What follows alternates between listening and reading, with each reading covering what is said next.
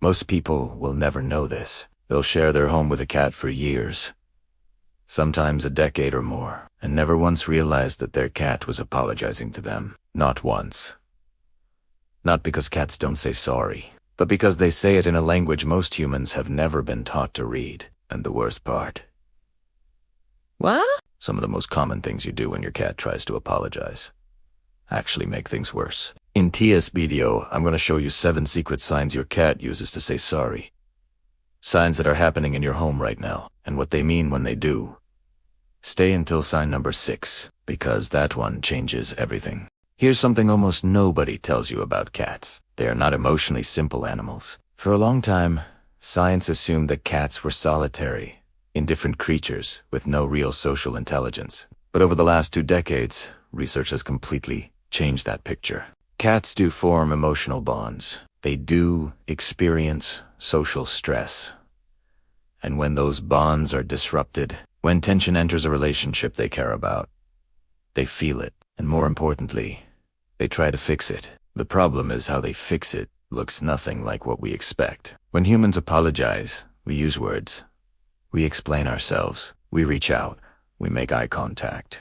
We close the distance. When cats apologize, they use something entirely different.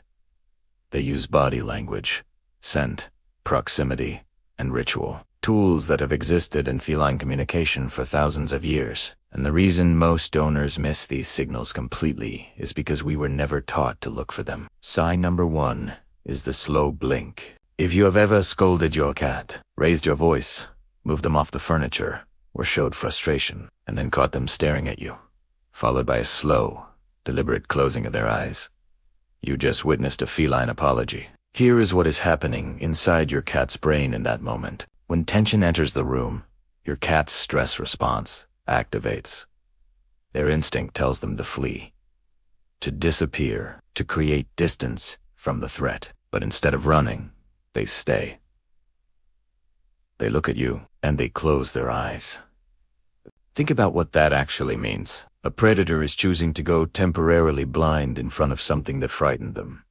That is not casual behavior. That is a calculated emotional risk taken specifically for you. A 2020 study from the University of Sussex confirmed that cats use slow blinking as an intentional social signal. But what makes the finding even more powerful is the second part of the study. Cats who received a slow blink back showed measurably lower stress hormones. Your response literally changes their body chemistry. When you blink back, their stress drops. When you ignore it, their brain registers it as a failed repair attempt. And if your cat keeps offering slow blinks after conflict and never receives one back, over time, they stop offering. They go quiet. And that silence is not peace. That is a cat who gave up on apologizing to you. Sign number 2 is the headbutt. Cats have scent glands concentrated around their forehead, cheeks, and chin. When they press their head against you after a tense moment, they are depositing pheromones onto your skin in a behavior called bunting. In a calm, everyday moment, yes, bunting is general affection. But when it happens directly after conflict, the timing changes everything. Stress hormones actually change your scent. And to a cat who reads the world through smell the way we read it, through facial expressions, that shift in your scent signals that the bond is under threat, so they walk up. They press their head into yours, and they overwrite that tension with their own chemical signature. They are not just being sweet. They are rebuilding the bond on a molecular level, telling their own nervous system that this person still belongs to them, that the connection survived. Sign number 3 is one of the most misunderstood cat behaviors that exists. The gift. Have you ever been upset with your cat? Sitting in silence, maybe still frustrated, and then found a toy sitting right next to you. On the couch, at your feet. Sometimes actually placed on your lap. Most owners toss it aside and assume their cat wants to play. But what just happened is far more significant than that. Cats, not like dogs, they do not bring things to you out of habit or trained behavior. When a cat places an object near you, there is always an intention behind it. Behavioral researchers have identified what they call reconciliation offerings in animal social dynamics. When a social animal experiences relational rupture, a conflict, a tension, a break in the bond, they sometimes offer something of value as a signal of repair. And in your cat's world, their favorite toy is the most valuable thing they own. It is the object they carry, the one they guard, the one they sleep next to. When they pick it up after conflict and bring it to you, they are saying something very specific. I know something is wrong between us. I don't fully understand why, but I want to fix it. And this is the most important thing I have. That is sacrifice. That is vulnerability. That is an apology made in the only currency they know. Do not ignore it. Pick it up. Acknowledge your cat, because that quiet gesture might be the bravest thing they ever do. Sin number 4 is the lick. If your cat hops up after a tense moment and starts grooming your hand, your chin, or your fingers, most people think it is just a quirky habit, but the timing tells a completely different story. In cat colonies, mutual grooming, known as allogrooming, is one of the most important social behaviors that exists. But here's what most people do not know. Cats do not groom every animal they live with. Studies on feral colonies show that grooming is highly selective, reserved only for individuals the cat has a strong, trusted bond with. It is not about hygiene. It is a tool for reducing tension and reinforcing relationships within the group. And here is the part that makes it truly remarkable. When cats groom each other to resolve tension, researchers have found that it lowers heart rate in both individuals involved. Apologizing is literally how your cat calms their own body down. When your cat licks your hand after conflict, they are not just showing affection. They are using their most intimate social ritual to say, I value this bond enough to repair it, and the act of repairing it is healing for both of us. Sign number 5 is the belly roll. This is the most dangerous sign on this list. Not because it is harmful, but because of how easily it gets misread. A cat's belly is their most vulnerable area. It houses their vital organs. In the wild, no cat willingly exposes their stomach unless they are in a situation of complete safety, or unless they are deliberately making themselves vulnerable to signal non-threat. When your cat rolls over right after tension and shows you their belly, they are not playing. They are surrendering, putting their most protected area toward you and saying, I am not a threat. Please stop being upset with me.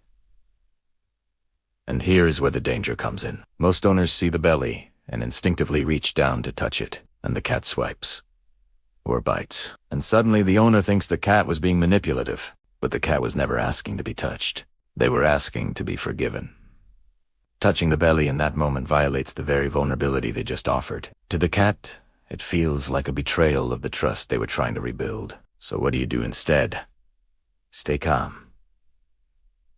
Lower your voice. Offer a slow blink. Acknowledge the gesture without grabbing at their most protected area. That one shift alone can completely change how safe your cat feels coming to you after conflict. Sign number 6 is the one I mentioned at the beginning, the one that looks almost human, and the one most owners completely miss. Silent following. Think about what a cat normally does when they want space. They leave. They have no problem walking away from any person, any room, any situation. Cats are solitary hunters by nature. Independence is not a problem for them. Solitude is not uncomfortable. So when a cat does the opposite, when they follow you from the kitchen to the bedroom to the bathroom after a tense moment, without making a sound, without touching you, without asking for food or play, that is not clingy behavior. That is a deliberate decision to stay close during emotional discomfort.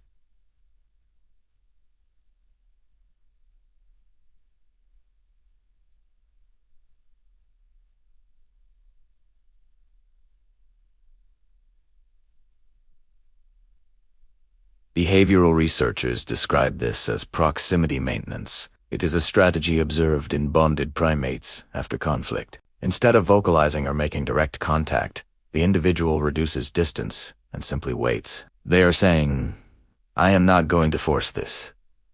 I am not going anywhere either. I will be here until things feel right again. And if you think about it, humans do the exact same thing after a difficult moment with someone they love. Sometimes there are no words. No grand gesture. You just sit in the same room. You make coffee. You exist nearby, and that presence is itself the message. Your cat is doing the exact same thing. And the fact that an animal who could walk away and be perfectly fine alone is choosing to stay in your space and silence, that tells you everything about what you mean to them. How you respond to this matters. The wrong response is to ignore it completely, or worse, to push them away. If you do that consistently, your cat learns that attempting to repair the bond is pointless. They eventually stop trying, not because they stopped caring, but because you trained them not to show it. The right response is simple. Acknowledge their presence. Stay calm. Do not force interaction. Just let them know, through your body language, your stillness, your quiet, that their presence is welcome, that the tension is fading. Sign number 7 is the one that pulls everything together. Returning to routine behavior. After a conflict, watch what your cat does in the hours that follow. Not immediately, but later. Do they go back to their normal feeding spot? Do they return to their usual sleeping position near you? Do they resume the little rituals of daily life that they normally follow? This matters because cats are creatures of ritual. Their routine is not just habit.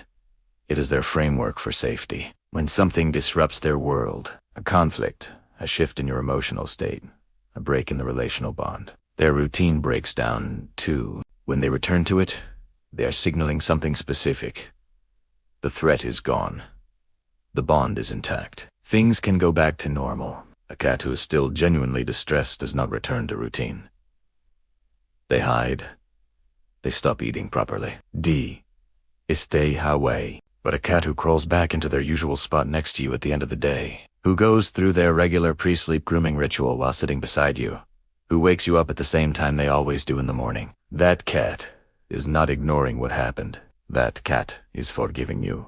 Now, you know the 7 signs, but knowledge alone is not enough. Because the bigger question is not just, can I recognize when my cat is apologizing? The bigger question is, what kind of relationship are we actually building together? Here's the truth most cat content will never tell you. Cats do not have to apologize to you. They are not biologically required to maintain your relationship. They are not pack animals. They do not need you the way a dog needs you. When your cat tries to repair things after conflict, they are choosing you. And every time you respond to that attempt with dismissal, with frustration, or with behavior that violates the vulnerability they just offered, you are training them not in tricks, but in expectations. You are teaching them what to expect from the relationship. Cats learn through experience. If a cat learns that apology gestures go unacknowledged or get punished, they stop offering them. Not because the bond is gone, but because expressing it stopped, feeling safe. That is the quiet damage that happens in thousands of homes. Not abuse, not neglect, just a slow, accidental erosion of communication. So what does it look like to respond well? When your cat slow blinks after conflict, blink back. Slowly, deliberately. Let your face soften. When they headbutt you, do not push them away because you are still frustrated. Let them make contact. Let the scent exchange happen. When they bring you a toy, pick it up. Even briefly. Acknowledge the offering. It costs you nothing and means everything to them. When they lick your hand, let them. Even if it feels strange. That grooming ritual is their most intimate social act. Being allowed to perform it is a form of trust on both sides. When they show you their belly, do not touch it. Just breathe. Lower your voice. Let your body language say, I receive that. We are okay. When they follow you in silence, let them follow. Do not push them out of the room. Their presence is the message. And when they return to routine, honor it. Return to yours. Feed them at the usual time. Sit in your usual spot. Do the things that signal to their nervous system that the world is stable again. The science is clear on this. Cats who live in emotionally consistent environments, where repair attempts are received and reciprocated, show lower baseline cortisol, more affiliative behaviors, and longer, deeper bonds with their humans. This is not just about making your cat feel better. It is about building the kind of relationship most people spend years with a cat and never actually achieve, because most people feed their cat, play with their cat, and call that a bond. But the people who learn the language, who recognize the slow blink for what it is, who pick up the toy, who blink back, who sit still in the silence of a quiet apology, those people have something different. They have a cat who trusts them completely. who comes to them after fear, who stays after conflict, who chooses them every day, over and over. Not because they have to, but because you made it safe enough to stay. If this video helped you see your cat differently, subscribe to this channel. Because this is what we do here. We go deeper than surface-level pet content. We show you the real language behind the relationship. And if you want to understand your cat even more, the next video is going to change how you read every interaction you have with them.